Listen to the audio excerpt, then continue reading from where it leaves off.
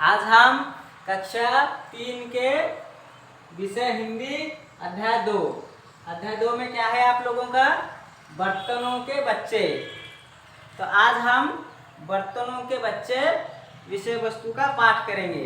पहले आप लोग ध्यान पूर्वक सुनिए, मैं जैसे उच्चारण करता हूँ, फिर मेरे साथ आप भी किताब खोल के बैठ जाइए और जो मैं पढ़ रहा हूँ, किस अक्षर को मैं किस तरह से उच्चारण कर रहा हूँ वो ध्यान पूर्वक सुनिएगा। और साथ ही मैं मेरे पढ़ाने के बाद आप लोग एक बार अच्छे से किताब को दोहराना, ठीक है? सस्वर वाचन करना। ओके, तो हम आगे बढ़ते हैं। आप लोग सब अपने किताब को देखिए। बर्तनों के बच्चे।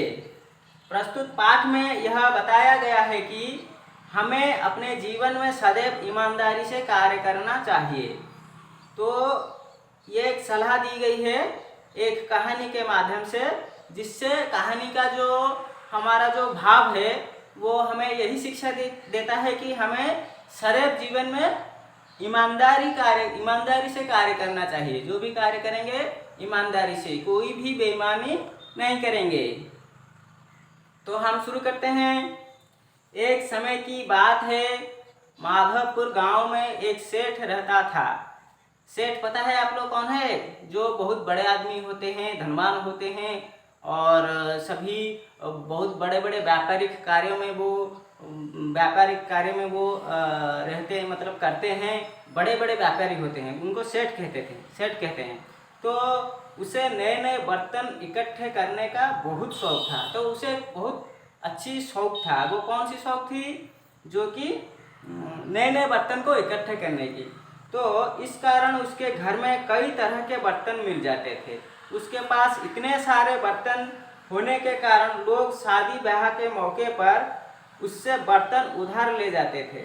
आपको पता है, आप गांव में भी आपके कहीं उत्सव हो रहा है, कोई शादी ब्याह का कार्यक्रम हो रहा है, तो आप पता है आपको बड़ी भोज के आयोजन किया जाता है। उसमें बहुत सारे बड़े बड़े बर्तन आते थे।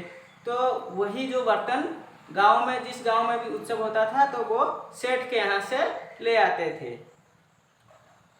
तो लेकिन सेठ कोई ना कोई बहाना बनाकर उनसे दुगने बर्तन वसूलता था। यही कारण था कि लोग उससे बर्तन लेते हुए डरते थे। तो सेठ की एक बुरी आदत थी, वो कोई ना कोई बहाना बना के अपने जो बर्तन उनके यहाँ से जो लेते थे, उनसे वो दुगने बर्तन जितने भी लेते थे उसके दुगने यानी डबल जो कहते हैं, वो वसूलते थे। एक बार देखिए, ये जो वसूलते थे, मतलब वसूलना यानी प्राप्त करना। तो वो दूसरों से क्या प्राप्त करते थे? दुगने बर्तन। तो आगे देखते हैं।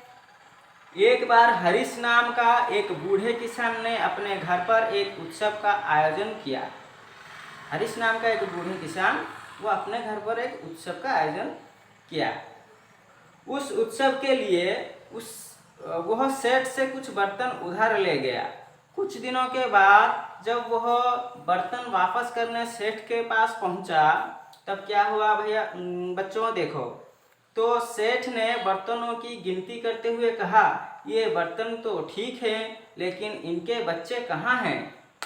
तो ये बहुत बड़ी उटपटांग कहा कही सेठ ने किसको? जो हरीश को। तो यह सुनकर हरीश सेठ का मुंह ताकते हुए बोला। वो सेठ का मुंह को आश्चर्यपूर्वक देखता रह गया, सेठ के मुंह को, और बोला, सेठ जी, भला बर्तनों के कहीं बच्चे होते हैं? यह सुनकर सेठ गुस्से से बोला, मैंने जब तुम्हें बर्तन दिए थे, जब इनके पेट में बच्चे थे, उन सबका जन्म तुम्हारे घर में ही हुआ होगा।